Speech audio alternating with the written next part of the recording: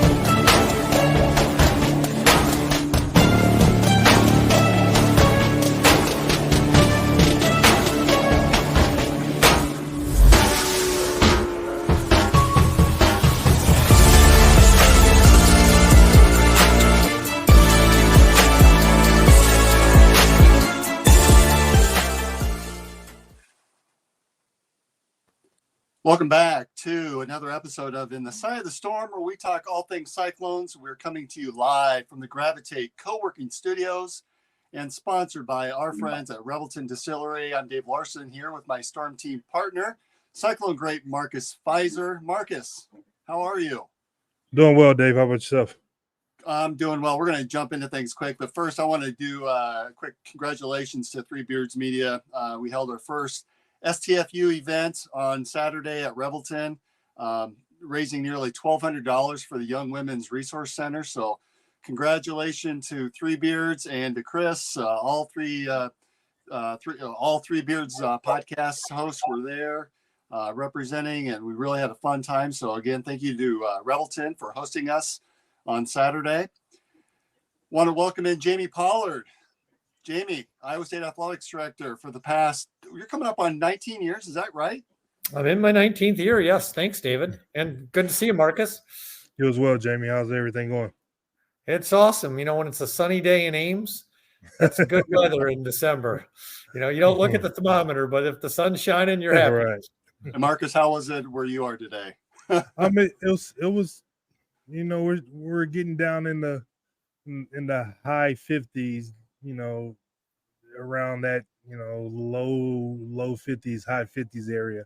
But throughout the day, it gets up pretty well. But at nighttime, it gets pretty chilly. You know, the dog don't want to go out for her nightly duties when it gets that low. But she's a little spoiled. But it does get cold here. People think it doesn't get cold here in Vegas, but it really does get cold. It just doesn't snow. 50 degrees sounds like shorts weather to us. Oh, I have on shorts from time to time too. All right, Jamie, so you're an Oshkosh, Wisconsin native. Is that correct? I am. You want to talk cold? Now let's go to Oshkosh and we'll know all about it. Are you a Packers fan? I am, and you know they're on right now. They're up 7-0. Well, we really thank you then for being on tonight, knowing that distraction is out there. Well, hey, Cyclones come first. Oh, we agree. We definitely agree on that. So before we get too far down, one thing that I was really appreciative of a couple of years ago, you had your cancer diagnosis and really use your platform to be able to get the word out. And we're coming off of Movember, which is that month where we really recognize and want to promote cancer awareness with us guys. And a lot of times that's something that we don't talk a lot about and take care of it. Where are you with your treatments?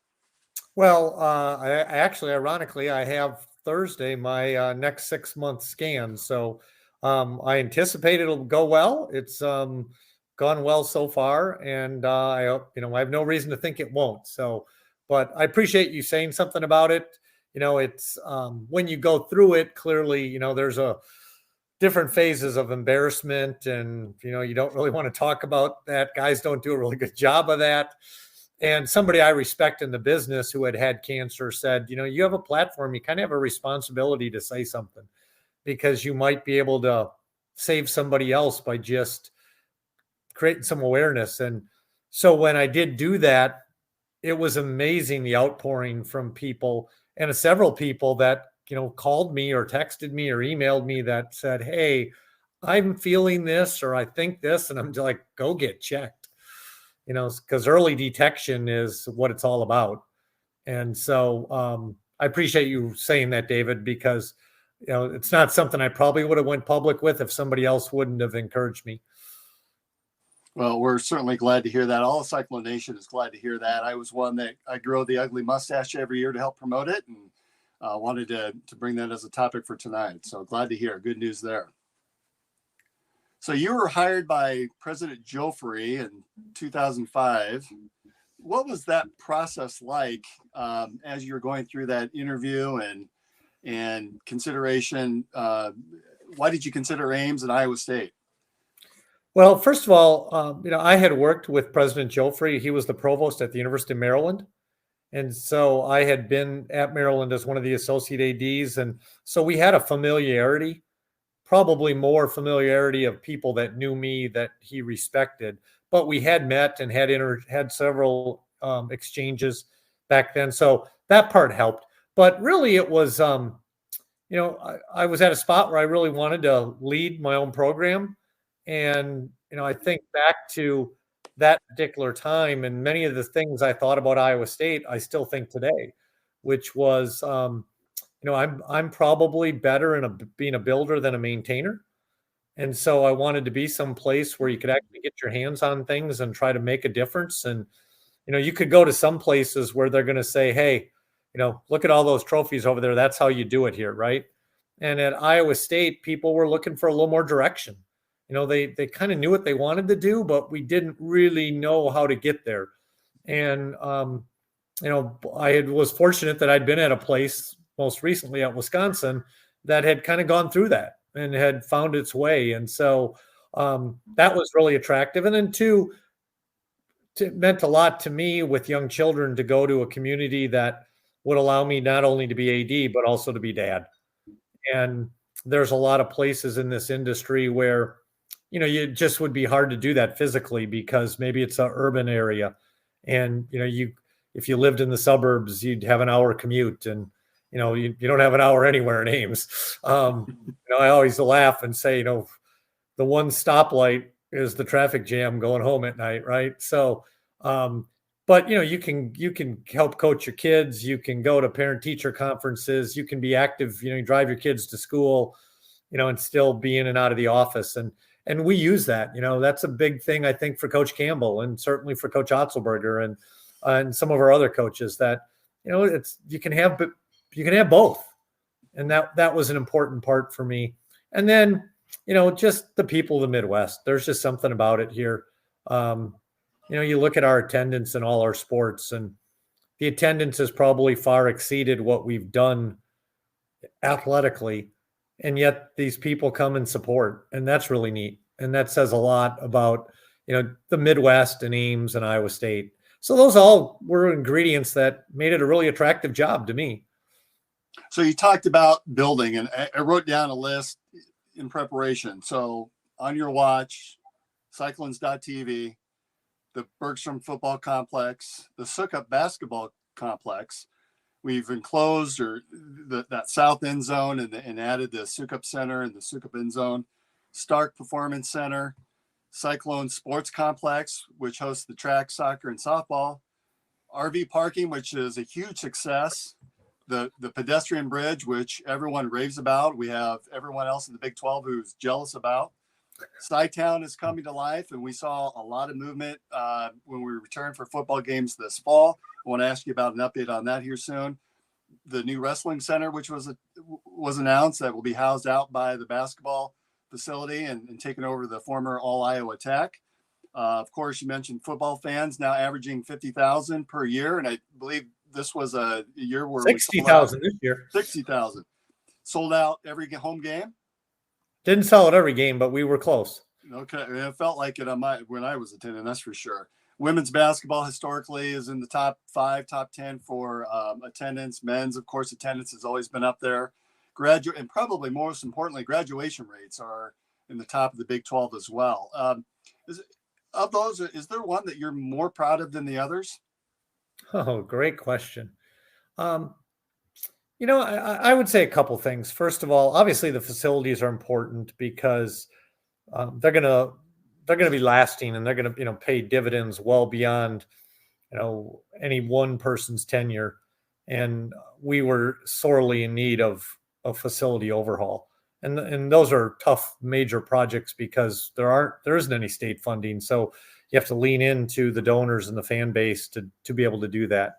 But I would say the biggest thing is kind of just created a culture of success. And there was a little bit of and I'm going to pick on them. I'm a Milwaukee Brewers fan, but I'm going to pick on the Cubs, the lovable losers. And there was just like, it was okay to just try. And I remember my first year, 2005, we played in the Houston Bowl against TCU. And we had the Alumni Association had a big party after the game, and it was New Year's Eve. And we lost.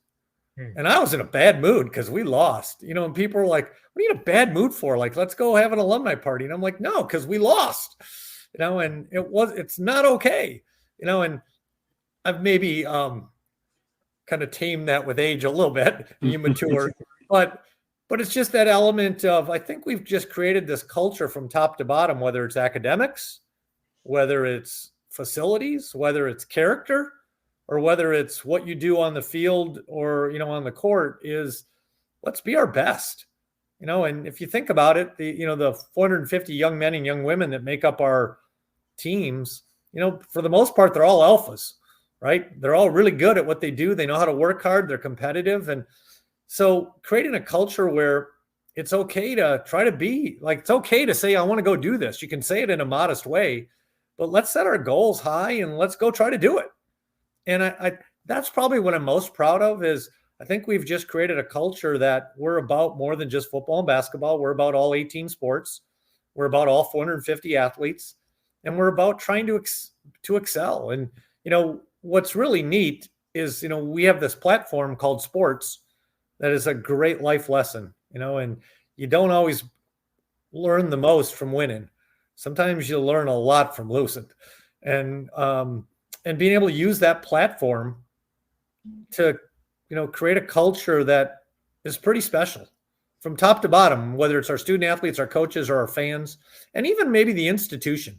I think back in 2005, I'm not certain the institution really, I'm not going to say they didn't care, but it wasn't a priority to be good in athletics. And I would say now it's a priority on our campus to be good in athletics. So we're coming off of two great in-state basketball games last weekend. Where are we at? Where do things sit with the Cyhawk series? Well, we were trying to become the first school to win it 3 years in a row. So no one has done that yet. And quite frankly, we've made our life a little hard here. We're not out of it. We got to win the last three sports. So we've got gymnastics, tennis, and softball left. And we have to win all three to win it. You have to get to 13. And right now it's 11 to 8. So we've got to win the last three. Now, can we? Yes. Will we? Hey, if it was simple, somebody'd already be doing it. But, we beat them in softball last year. We beat them in tennis last year. We did not beat them in gymnastics last year, but we have beaten them regularly. So it's doable, but we made life a little harder. But last week was awesome. We had 4 straight nights of sellouts between the wrestling meet, the women's basketball game, the men's basketball game. And then I don't know if you can call it a sellout at swimming because we don't sell tickets, but it was a standout because it was standing room only in Bayer. And I've never seen that many people at a swim meet before. Wow. Marcus, they didn't have Cyhawk series when you were playing, did they? I don't remember. I think it was like the year before I started is when they had it for the football. They had the trophy, but we didn't have it where all the sports contributed to it until I think 2004. It's pretty cool. Yeah. Love to have been a part of that. Well, if we had it when you played, we would basketball would have been a layup. No, it wasn't that easy. It definitely wasn't that easy. No one ever really sweeps in basketball or whatever the sports is. The state is just a tough go, no matter what. Yes. It's such a huge rivalry game for each university, and so people don't understand. Like I some of the years I would have rather faced Kansas and Texas than facing Drake. It's just it's just a boxing match from the start of the game to the end. So, but it is always great to be a part of that, and nowadays to talk about the memories and stuff like that. So yeah, it would have been fun to be a part of that. And as players, you probably were talking smack with one another. Do the athletic directors talk smack back and forth or send emails back and forth? Not really. It depends. Different personalities. Depends who the AD is. So just before we jumped on, we made reference about the Liberty Bowl coming up. How are bowl preparations coming along? Good. I mean, Memphis, one of the great things about Memphis is it's easy to get to, but B, it's a place where, people can congregate as a big group of Cyclone fans down on Beale Street. And so they do the parade. You've got the places to be, the night before the game. And that to me is what makes a bowl exciting. We've gone to Orlando 2 out of the last 4 years, and Orlando's a great place to go. Don't get me wrong. And you can wear T-shirts to the game. In Memphis, you won't be able to wear T-shirts to the game. But, the problem in Orlando is it gets so spread out because everybody's off going theme parks, doing all this other stuff. And you don't get that feel of, we're all together. I think back to like the Alamo Bowl several years ago. And I mean, that was a hoot because we're all down on the river walk, and it's like a 3-day tailgate. So Memphis has that environment. I think it's the weather hurts it a little, and we're playing Memphis again, so we're not playing an SEC team. So our sales right now are about what we did 2 years ago for our last appearance in a bowl game when we were at the Cheez-It Bowl down in Orlando. And what I remember about that is it looked really good, and it looked like Cyclones had really come out to support. But we're running behind what we did in 2017, where we sold tickets to Memphis like we were selling pancakes. I mean, they were like flying out of here like hotcakes, and it isn't that as robust as it was in 17. And if I can make any call out for Cyclone fans, make sure you're buying your tickets because the Memphis fans will be there. And the last time that we played Memphis, that stadium was half Cardinal, half blue. And it was a great sight. The stadium was filled. Everyone was going nuts. And you're right. Beale Street is a ton of excitement, a lot of fun for all the fans to be able to go to. All the bars are open, restaurants. You can just walk down Beale Street and basically stand in one spot, listen to some music, walk about 5 steps and hear another band playing. It really is a lot of fun. Well, it is. And, it's quite frankly, it's an easy trip because you can drive. It's affordable as these things go. I mean, the hotels are very reasonable in the Memphis area. The ticket prices are decent. I get it that the weather can be iffy, but you know what, that week, the way it sets up, I mean, if somebody decides on December 26th, hey, the weather looks great for the 29th, let's jump in a car, you can do that. If we were playing in Arizona or Orlando over Christmas, you might not be able to do that because it'd be really costly plane tickets. And so I still think we'll get a good crowd, and those that go will have a good time, I guarantee you. Now, are there any pregame plans like we've had in the past? So what unofficially, anybody that's in on Wednesday the 27th, they can come join me at Silky O'Sullivan's down on Beale Street. That's my favorite hangout, and it's a legendary place to go on Beale. But the official events start on Thursday the 28th. We will have a pep rally in the minor league ballpark there, which is about 2 blocks off of Beale Street. I believe the doors open at 10:30. I think the pep rally's at 11:30. Then Beale Street Parade will be at 2:00, which is a don't miss. Both years that we were there in 2012 and 2017, Cyclone fans took over Beale Street. It was really fun. We just put in an order for 1,000 little Nerf footballs that are Cyclone balls that we'll be throwing out of the convertible into the crowd along Beale Street. So kids will love that, and I'm sure some adults will too. And then after the parade, then there is another kind of band pep rally where the bands kind of compete against each other that the bowl puts on. I think that's like at 4:00. And then Thursday night, is just have fun on Beale Street, and then Friday, for those that want a pregame tailgate, the bowl puts on a really neat indoor tailgate at the stadium, and it's all you can eat and all you can drink for $50, and it's indoors with live music. Plus our marching band and cheerleaders will be there. And then the game's at 2:30. So it sets up really well to have about a 48-hour period of time that is, cyclone fun. Well, all 3 days are really going to be cyclone fun. I encourage everyone to try to get down there and attend. I'm sure the weather's might be a little bit chilly, a little bit jacket, but you face worse in Jack Trice Stadium. I can guarantee you that. So let's take a quick time out here. And this year, Go ahead, Jamie. No, I'm good. Take the time out. All right, we're going to take a quick time out here from our sponsor, Revelton Distillery. Why take the best corn in the world and make it into fuel when you could make it into whiskey? That's the question that launched Revelton, Iowa's most visible and fastest growing distillery. Owners Rob and Christy Taylor embrace the grain-to-glass philosophy, sourcing ingredients locally and overseeing on-premises production and bottling at their facility in Osceola. One sip, and you'll agree that Revelton's handcrafted whiskeys, gins, and vodkas are the best you've ever tasted.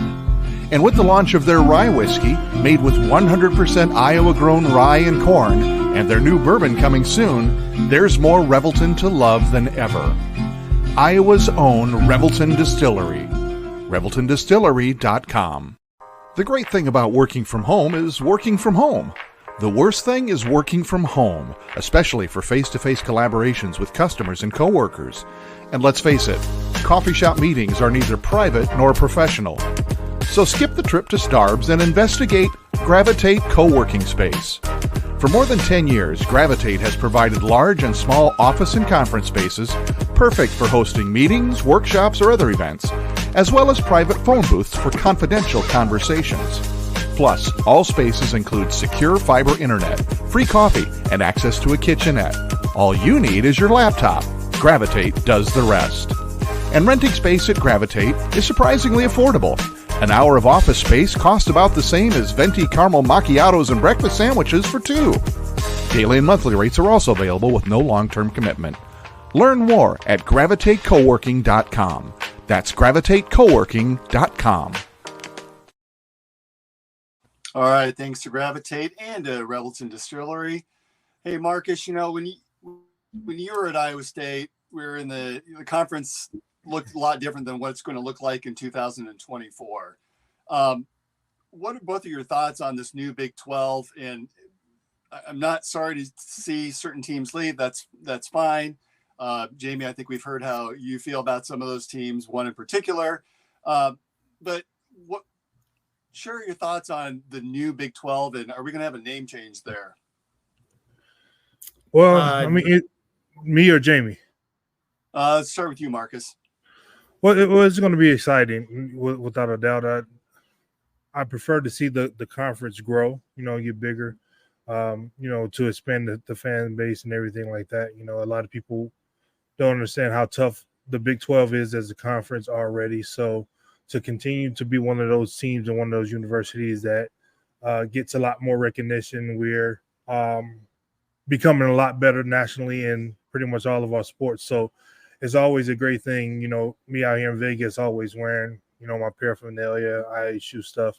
I see a lot of, alumni and stuff out here running into them in the grocery stores and things like that, So there's always fun to be able to represent in that nature and to be able to have schools out here now, Arizona State and Utah, schools that are closer to me here in Las Vegas. So, I don't get to come back to Ames as much as I would like to. So being able to, go to different sports events in those areas, it's going to be a lot of fun.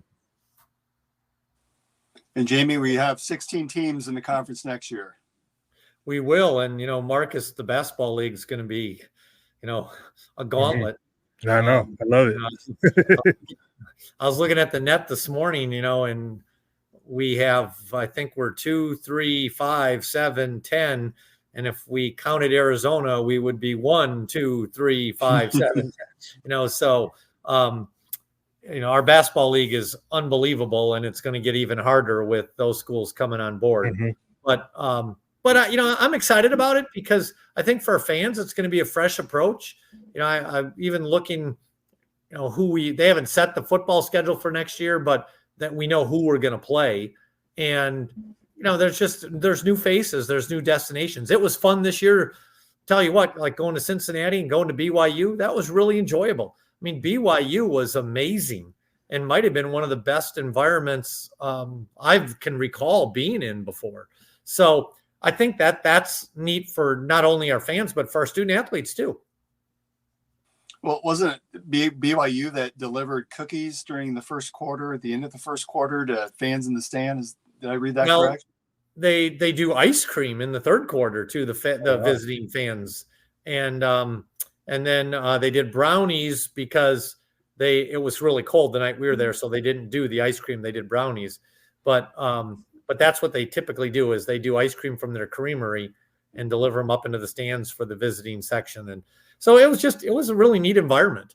So, but it's going to be fun to go to Arizona State, Utah, Colorado again, back like the old days. Yeah.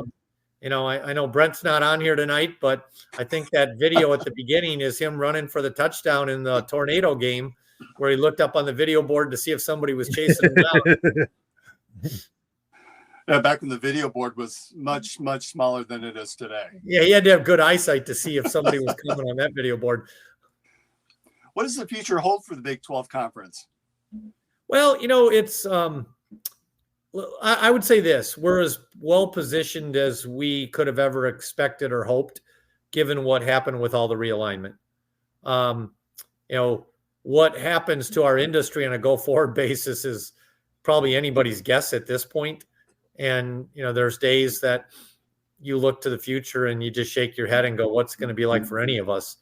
That being said, what I would tell you, David, is, in my 19 years, there were multiple times the obituary was written for the Big 12. And we're like a cat with multiple lives. But what was really fun this past year was, we weren't the hunted, we were the hunter.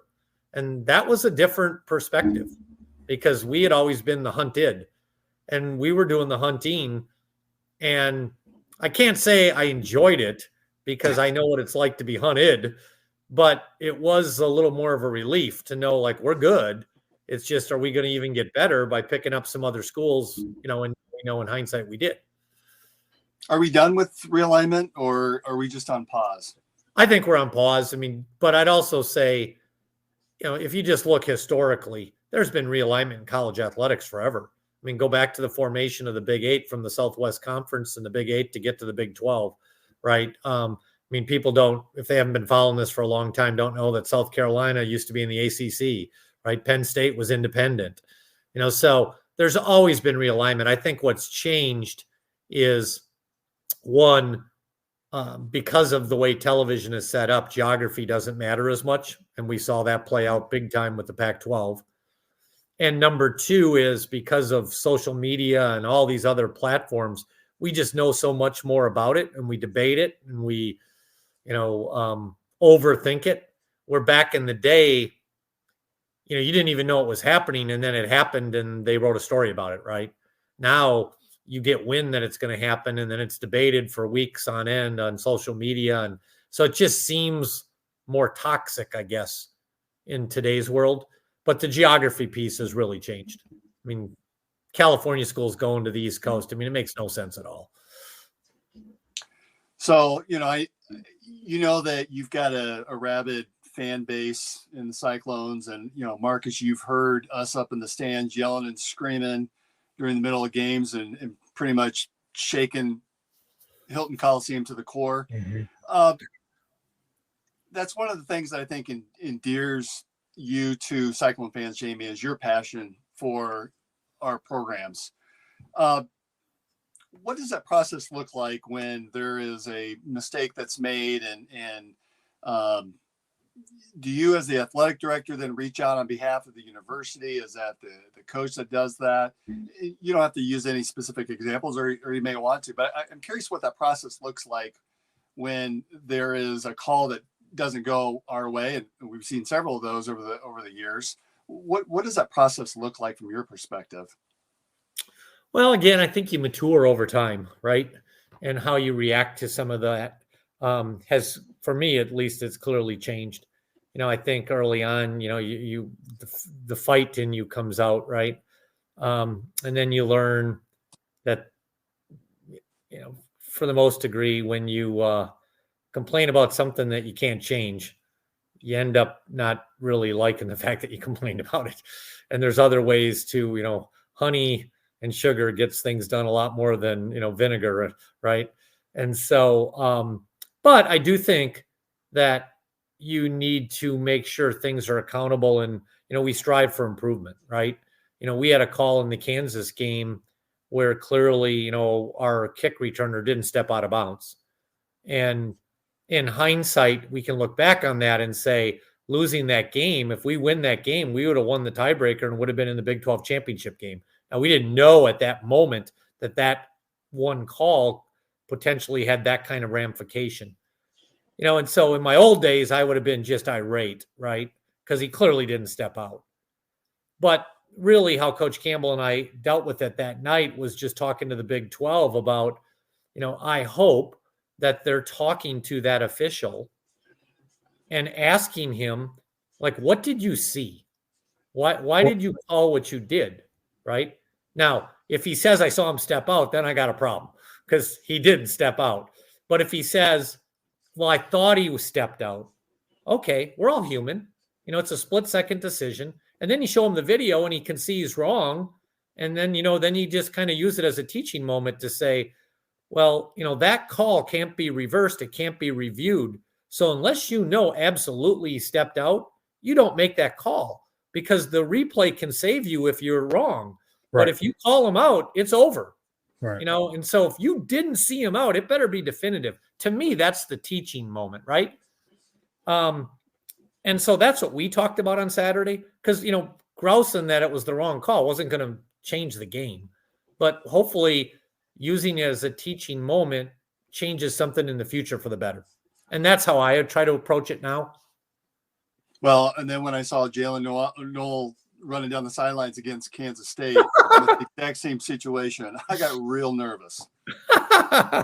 You and I too. You and I both. Well, and at this point, don't you just let everyone on Twitter explode and let the Big 12 hear from the fan base? Well, yeah, and what we all have to remember, and I've done this before at the Big 12 tournament. Go to the Big 12 tournament, go to a game we're not playing in, go sit in another school's section, and listen to their fans grouse about the basketball officiating, and you'll go, "What are they complaining about? That was a good call, right?" But so we all see it through, our colored glasses, right? So Cyclone fans see it through rose or cardinal or, yellow colored glasses, and it's always a bad call. And more often than not, they're not. We let emotion get into it, but sometimes, they're human. They're not going to get them all right. They just aren't. Nor would all three of us. Well, I would love to have been a fly on the wall, Marcus, in March of 2000 when a certain game was played in Auburn Hills. You wouldn't have. You wouldn't have. I don't think we were prepared for that. No, things changed though. So, well, I saw an interview with Larry recently, and it was fascinating, his retrospect on his time at Iowa State and his career, and one of the things, not specifically that situation, but just in general, right? He said something that I just, I could say the same thing about myself, which was, he said when he first got to Ames, he didn't know it. He can now look at it in hindsight and say he wasn't mature enough yet for the situation. He'd never been in that kind of environment. And he said, I didn't handle things maturely. And, that I can look back on it now and go, I just wasn't prepared for the stage I had, got hired into, right? And he had to kind of grow into that.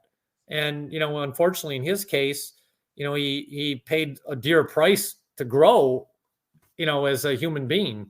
But I thought it was just really fascinating to hear him talk about it in hindsight.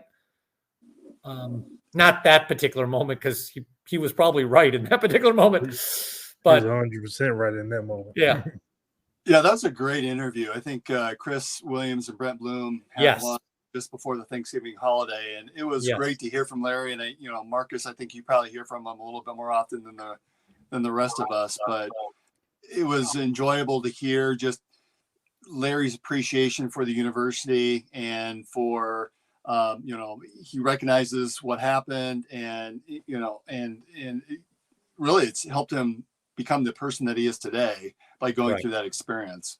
right.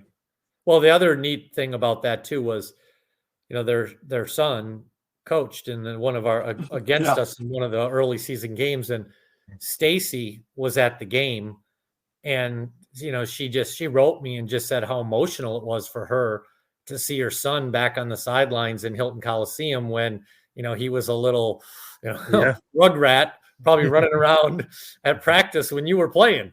Yep. Yep. Yeah, we communicate a lot often. For the last 3 or 4 years, he's been recruiting Marcus Jr. a lot. So, he has my cell phone number. Coach Stacy has my cell phone number. So we communicated a lot. And I forgot that we were actually going to be playing them early this year. And once the game was on, I was like, yeah, that's pretty cool to, for him now to be an adult. Things are a little bit different than it was when he was, getting chased out of there by Larry and everyone else. So Sci-Town, big project that's coming up, building itself up between Hilton Coliseum and Jack Trice. Any updates on Sci-Town? Well, it's like our little Vegas markets, right? That's what we're trying to build out there. Tell me more about it. I hadn't heard much about it. So, really, it's a university project that President Winterstein put athletics in charge of, in large part because, we're just structured a little different in our unit of being a little more entrepreneurial. And we're basically taking the land between Hilton and Jack Trice Stadium and getting all the parking lots and everything finally redone. They were, there were crevices out there that you could fall in and be lost in. So that was a major undertaking. But in that process of redesigning the parking lots and repaving them and redoing them, which is a $40 million project, was taking a portion of those parking lots and repurposing them to create, for lack of better terms, an entertainment district that would generate, through land leases and property taxes, generate a new revenue stream that could be used to, one, fund the parking lot improvements that were sorely needed, but two, and more importantly, be a source of funding for rejuvenation of C.Y. Stevens, Fisher Auditorium, Sheeman, and Hilton, because those were just major, awesome facilities that were built half a century ago that are in major forms of either disrepair or obsolete. And so they need an infusion of money. And unfortunately, there's not going to be any money from the state. And so you look and go, where are you going to get the money from? And so Sci-Town is a project to try to generate the incremental revenue to try to replenish those facilities. And then along the way, create a really vibrant space between Jack Trice Stadium and Hilton Coliseum that not only can our fans use on game days, but that the community in Central Iowa would want to come to, whether you want to go to dinner or you want to go shopping or you want to live or you want to stay in a hotel. And, the first building that's being built, which we've done the lease with, that'll break ground next spring, is an 80,000 square foot medical facility, which will house all the physical therapy, occupational therapy, urgent care, but all our student athletes will be then treated right there instead of having to go over to the hospital for any kind of x-rays, MRIs, orthopedic care. So the project right now is probably about 2/3 of the way through the infrastructure. So half of the parking lots are done. And they started about 2 weeks ago on the second half of the parking lots because the weather, surprisingly enough, has been so great here right now that they could continue to work here in the month of December. And this is not a simple resurface job either. You're building it up Yes. to anticipation of flood levels by what, 5-8 feet? At its peak, 7 feet. So basically all the lots had to be torn out. Then we dig down and we are putting in all kinds of infrastructure so that eventually you can build on it. So stormwater, sewer, electrical, everything that's got to go under the ground. Then they're coming back in and putting in about 7 feet of fill to bring it up over the 500-year floodplain level, and then build the parking lots on top of that. So major undertaking, but a long overdue. So you talked, Jamie, about one half of the parking lot was worked on just before this football season. The other half should be done by the time we return in the fall. Any other items that should be checked off that list by then, or even what's 2025 season look like? Well, by the start of fall next year, by football, both sides of the parking lots will be done. The McFarland building should be, I will call it, starting to look like an erector set. I would guess their steel would be in, and they would be starting to erect the frame of the building.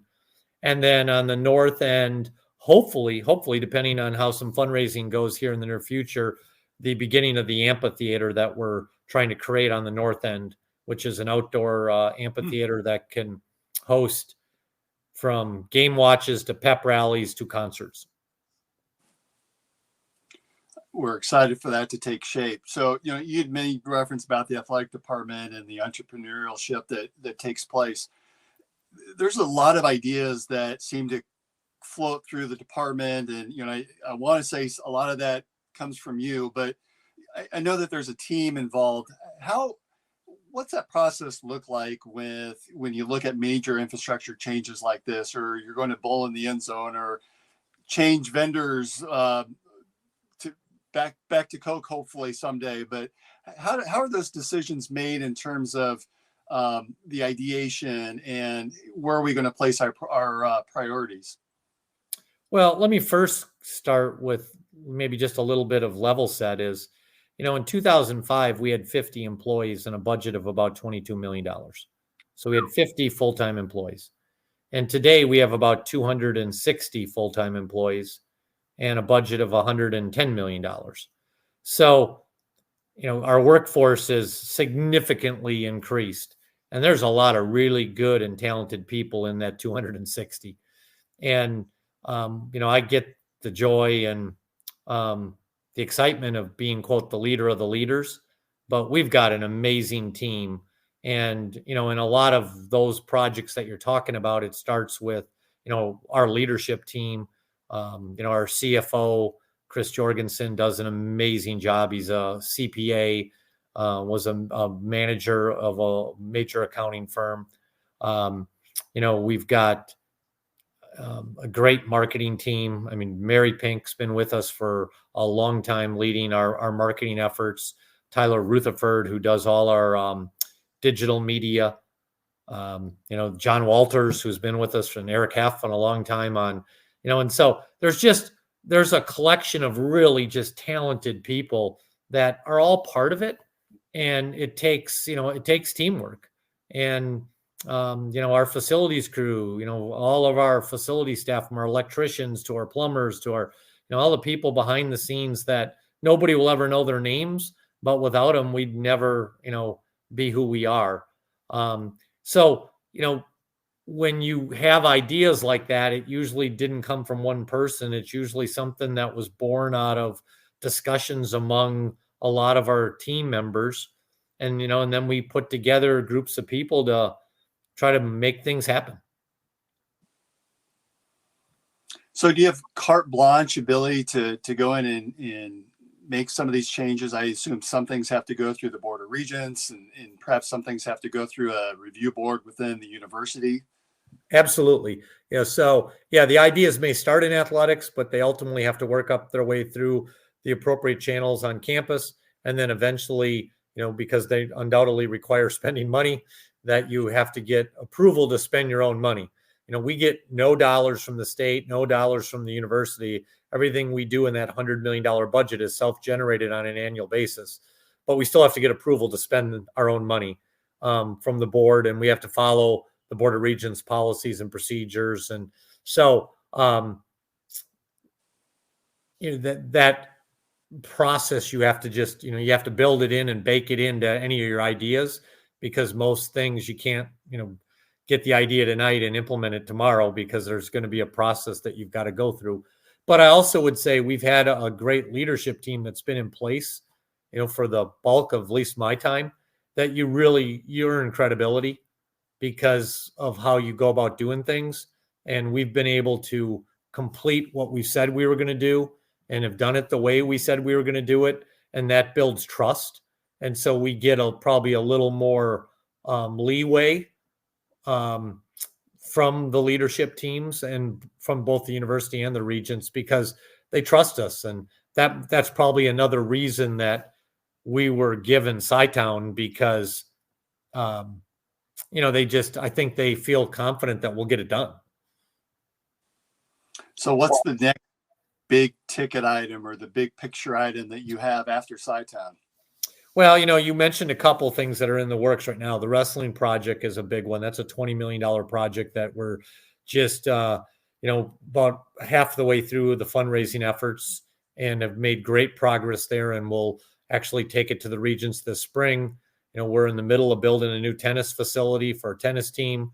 When the tennis team vacates their current facility, then volleyball will move into that. So volleyball will be out there by wrestling and basketball. Sheeman will start this spring, where we'll be repurposing the whole second level of Sheeman and actually moving Johnny's from inside Hilton over to Sheeman, because it's about 3 times the space. Now, the Coach Orr statue will stay in Hilton, but Johnny's itself will be what the whole second level of Sheeman will be branded. And that'll be the gathering place, and it will be connected indoors to Hilton Coliseum. So you can, put your coat in Sheeman and then walk inside to get into Hilton. But ultimately, the next real big one, is we've got to find a way to refurbish Hilton. And, I would have liked to have thought we'd already started it, but part of what happened with the television industry and realignment kind of put the brakes on that project because of some of the funding changes at the conference level. So we're now trying to either fundraise for that project or waiting to money can come from the residuals off of Sci-Town. But, we have a really neat plan for what needs to be done at Hilton. And I really, I hope we can start that sooner than later. We talked before about all of the projects that you've been a part of during your tenure at Iowa State.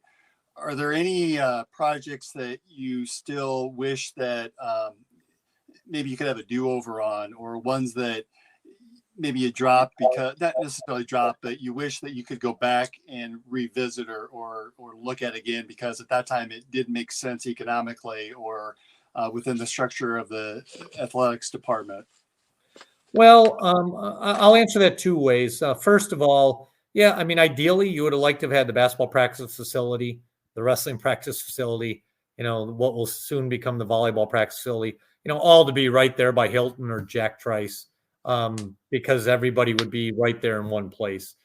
But I also would say we wouldn't be having the success we're having in basketball. The successes that we've had in those sports, that they needed their practice facility, and we just couldn't do it on campus as efficiently and as cost effectively as we were able to do it off campus with some donors' help. So having it kind of trumped it, which made us get a little more decentralized, which, I would prefer we weren't, but we are. And so you just have to deal with it. So that's part of why putting wrestling out there on the west side by basketball and volleyball creates a little more centralization, even though we'll still be somewhat decentralized. It won't be everybody is kind of decentralized. There'll just be kind of 2 areas. So that's probably the one that I would say I think about. I thought you were going to say, what's your favorite one of all of them? And what I would say is the Stark Performance Center, which we opened 2.5 years ago, which is the new dining hall, academic center that's right there by the Jacobson building and the football complex. That has been a game changer for our 450 student athletes. And to watch all of our athletes eat together for breakfast and dinner every single day, including the walk-ons, and to watch teams interact with one another, because they get so siloed. If you're a basketball player, your world of practice class, weight training, is so siloed just with your teammates that you don't get a chance to spend a lot of time with any of the other athletes, right? And you could say that almost by every sport. But the one thing they do together is they all eat together. And so we have that academic facility that's on the 3rd floor, and then we have the dining hall on the top floor. And, I get it. This is great video right now, the academic center. But by and large, you don't go to the academic center to, be talking with your teammates. You're there to study. But when you go upstairs to the dining hall, there's a great picture of the dining hall. That's when you just see all the student athletes interacting with one another. And I love it. I love seeing it. And that's one of the biggest feedbacks we get from our current student athletes. Hey, Marcus, share the comparison of what it was like when you went to school. You made reference about having practices split up between Bayer and Hilton and living in Larch. Share your experience compared to today's student. It wasn't that. I mean, we had training table that was, far and few in between in terms of the variety of food that they had for us available.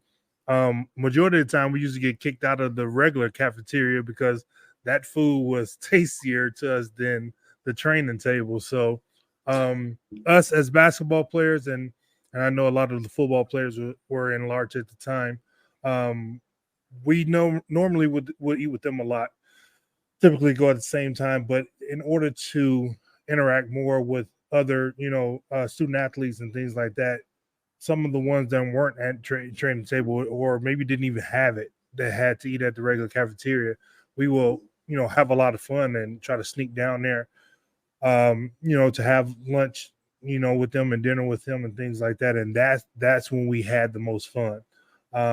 We didn't see a lot of the other, student athletes, the other sports and things like that. And just watching that video, I was just saying to myself, like, how big of a difference that would have been, being able to go to the other sports games and things like that and showing the other, your friends and other student athletes that you are supporting them, things like that, would have been great to have had that. And I'm sure the guys and gals are really enjoying it now. And man, I was just looking at the video and I was, it gave me a good feeling to imagine having those type of things and how much easier it is for a student athlete now in today's game than it was for us back then. But I mean, it was over 20 years ago. For us at that moment, it was a great situation in terms of what other universities may or may not have. There's no way we were able to look, from 97, 98, 99, 2000 until 2023 and think that it was going to be, this phenomenal. But, as technology, persists and things get better and better, we've gotten better as a university, top to bottom with the sports. You figure things like that are eventually going to come. And, I'm proud to be able to see, and hopefully I'll be able to get back and, go through it and just take it all in and see the difference and the changes that's going on there now. Well, Marcus, part of it, of what we are seeing today, is due to the successes that the programs that, that you were a part of. Absolutely. And Brent was a part of, that helped to build what we're seeing today as well. Absolutely. So yeah, that's definitely an honor. I mean, for me, most of it was just that, I wanted to be a part of something. Again, that was over 20 years ago, so you didn't see, the what was going to transpire into. But I just wanted to be, a part of something right then and that moment, to be able to compete. One of the biggest moments that I remember in my career, I want to talk about Iowa and all those different wins, whatever. It was beating Kansas my sophomore year at the end of the year, at home. Like, that was such a huge moment. It wasn't a blowout game. It was, I didn't have 50 points or anything like that. It was just a solid win. And it's one of those, pictures that's probably still up somewhere around the Hilton or, online, me dunking against Kansas. But that picture right there, that moment right there is so big in my memory because, we weren't never, considered in the Big 8 and moving to the Big 12 to be like that powerhouse basketball program, and to be able to change that, and or to be able to be a part of what the guys that helped change that was huge. And then, my junior year, adding Kendrell Horton and, Jamal Tinsley and some of the other guys, we just, it was really, really fun. I remember being, Kansas that year, and Coach Roy Williams was trying to say something to me, and I literally wasn't paying attention to him, because my whole, thought process was just the fact of, being able to feel like, yeah, we're there. We can do that. And we've just, continued to build on that from since then. So some of the that's the old picture. Some of the new sports that we're adding, Jamie, lacrosse and beach volleyball. Are we adding both or one of the two? No, we are not. Those are sports that some of our new members, especially the West Coast schools, have. So the Big 12 will sponsor a championship in those. But, we have our challenges taking care of the 18 sports we currently have. So we're not looking to unfortunately add right now. But I have to say, I love hearing Marcus talk about that time period and the impact that Marcus and his teammates had on today. They just didn't know they were going to have that impact at that particular time. And likewise, the student athletes today are going to have an impact on those in 2030 and 2040. But, I love hearing the stories about that era, because you guys had such an amazing run, and had, just people still talk about that as some of their fondest Cyclone memories. And so it's great to have you in person on here talking about that. So thank you for what you did to provide me an opportunity to be athletics director. I always talk about it as this is like a big relay race, right? And everybody along the way had to carry the baton at some point in time and do their job. Mm-hmm. And you did more than your job, because you're a legend.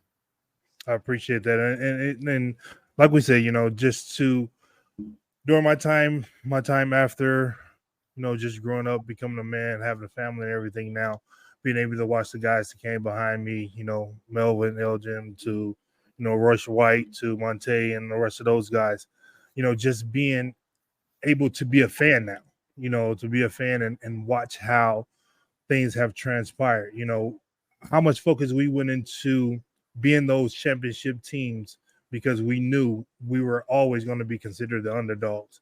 And so we focused a little bit different than, other teams perhaps have to focus. Like every single year we go down to the Big 12 tournament, I'm like, of course I'm going to be biased, but there's nothing in my mind other than the fact that this is a home game and we're going to pull this through. And we've had some amazing moments down there that, no one gave us a shot to winning those games, winning those tournaments. And it's, man, my head just be banging at the end of the games, because I'm just so excited to be a part of it as a fan now. Jamie, can I ask you a quick question about beer? Not in the stadium. I don't want to ask that. What's your favorite Cyclone NIL beer? Well, Ames Lager is the Cyclone NIL beer. So that there is only one of those, and it's Ames Lager by Westo. So there can only be one answer to that. That's the NIL beer. There are some other branded Iowa State beers through the university, but the NIL beer is Westo's Ames Lager. That's a good differentiation right there, is which one goes back to the supporting the athletics department. Well, they all support the athletics department, but the Ames Lager supports the NIL efforts of our student athletes. Okay. Jamie, I want to ask you a quick question. Brock Purdy is tearing the league up in the NFL. MVP. The last month in the NBA, the story has been Tyrese Halliburton. I think both of them are serious favorites to win MVPs of both their leagues. And last night, Tyrese had such kind words to say about Brock. Just talk a little bit about those guys and what the guys that have moved on mean to the university. Brees is, killing it, and Allen and those guys. Just speak a little bit about how that makes you feel to see those guys succeed and how they talk about each other and the university. Well, it's just a really special time, and I don't think we should take it for granted. It's a very unique time. I mean, no school has ever had It's never had where the MVP of the NBA and MVP of the NFL have been from the same school. Now, there's a lot that have to happen for that to happen, but it's it's a possibility that could happen. And you could have probably given people 100 guesses and they wouldn't have said, well, they both be Iowa State grads, right? So, but they're both really classy individuals that have great character and both came from families that really taught them well early on in their lives, and they've carried it over into how they conduct what they do. But they're just two of them. There are a multitude of former athletes right now that are out there in whether it's the NBA, NFL, over in Europe, and we might be at an all-time high of having athletes at that level at the same time, and I just don't want to take it for granted. It makes me feel really proud. I feel like, at least in my case, because the ones that are there today are all athletes since I've been AD, so I feel like they're my children. And in Tyrese's case, he went to the same high school as me, and I went to high school with Tyrese's mother's brother. So, and both of them sat on the couch in my office with their parents on their recruiting visits. And I remember it like yesterday, and Marcus, knowing your background as a pastor, one of the great stories on Brock's visit was his dad noticed I had a Jesus Calling book on my desk and said, Brock, you want to play at a school that allows their AD to have a Jesus Calling book on his desk. And it's things like that that just I remember because it spoke to who they were as people, right? And so to hear Tyrese say the really neat things last night and how he and Brock did a book reading book group together with Coach Campbell. I mean, that's our culture. And I don't think that happens at a lot of schools. And I'd be willing to bet, I think we all know what book that is, that they were probably reading together as well. Well, I don't know. Cherry Water. Yeah. Matt's had several really good ones. Yep. He's had several good ones that they've done, but I think that's what the book was at that point in time. Well, thank you for helping to close the deal with Tyrese Halliburton's recruiting to Iowa State University. Well, we appreciate that. I kid Tyrese and say, given that we both went to the same high school, I did all the work. I showed him the way. Now, funny story about that though. I have a key, on my desk at the office. They gave me a key to the city of Oshkosh, when I was back sometime. And so you've got that over Tyrese at this point. I do. And to this day, because on Tyrese's visit, he's like, I showed it to him and he's like, well, what does that get you? And there's a custard stand in Oshkosh that's famous. I said, you get free frozen custard. And he was just like, really? And I'm like, well, not really, but sounded good, right? So when he signed his new max deal of $240 million, I sent him a little selfie with me holding the key.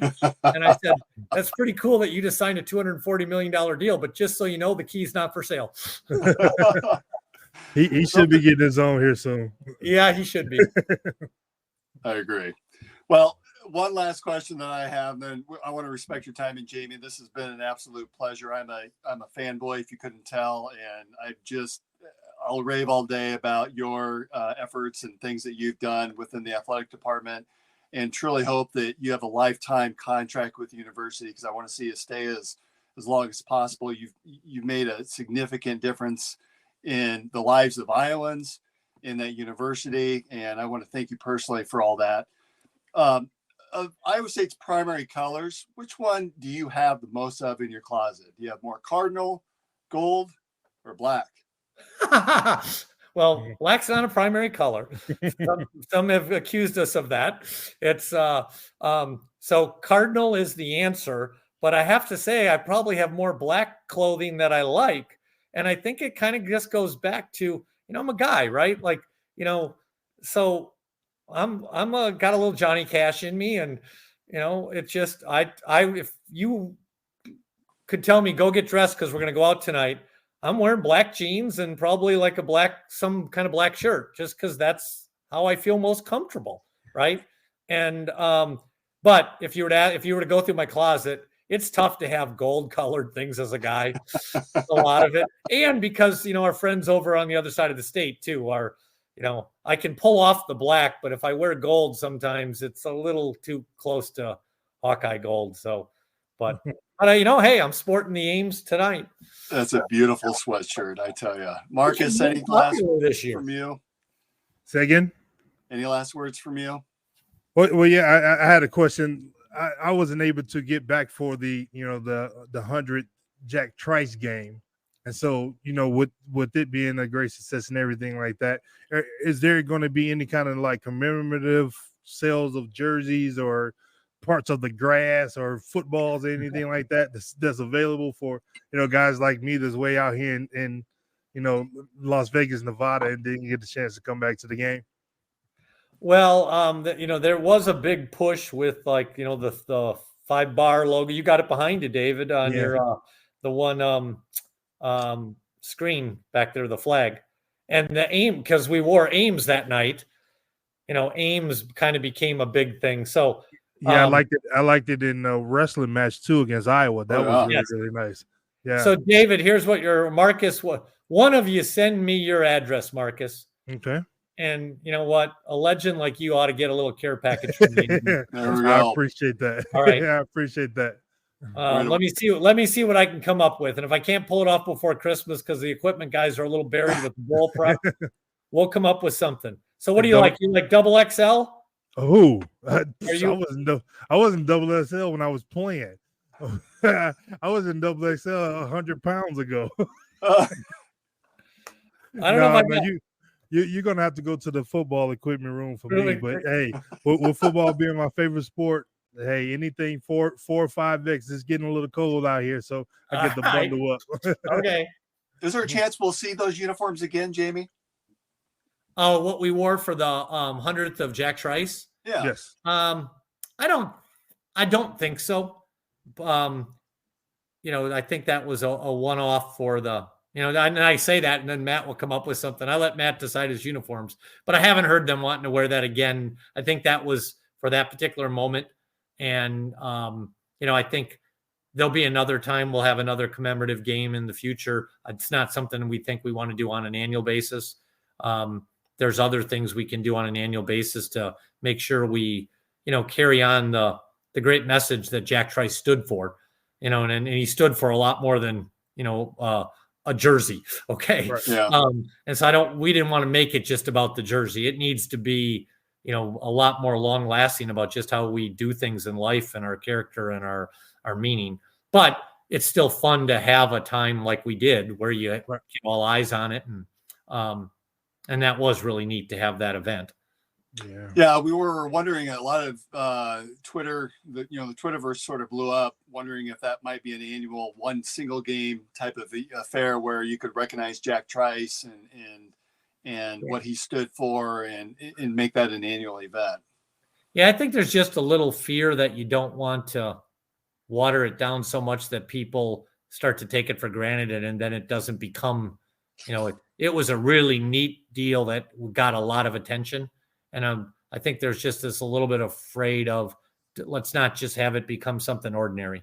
There's some things we need to do as a society and as a university and as an athletics department to carry on his legacy. And those are the things I want us to be focused on. But every so often, you got to give it a little pop and a little energy too. Well, that was certainly the case this year. Jamie, it's been a pleasure. Thank you for being on tonight's show. Thank you. Everyone. We want to again thank Gravitate Co-working and Revelton Distillery for your sponsorship of this program. That's been another edition of In the Side of the Storm. We'll see you next week. Thanks, guys.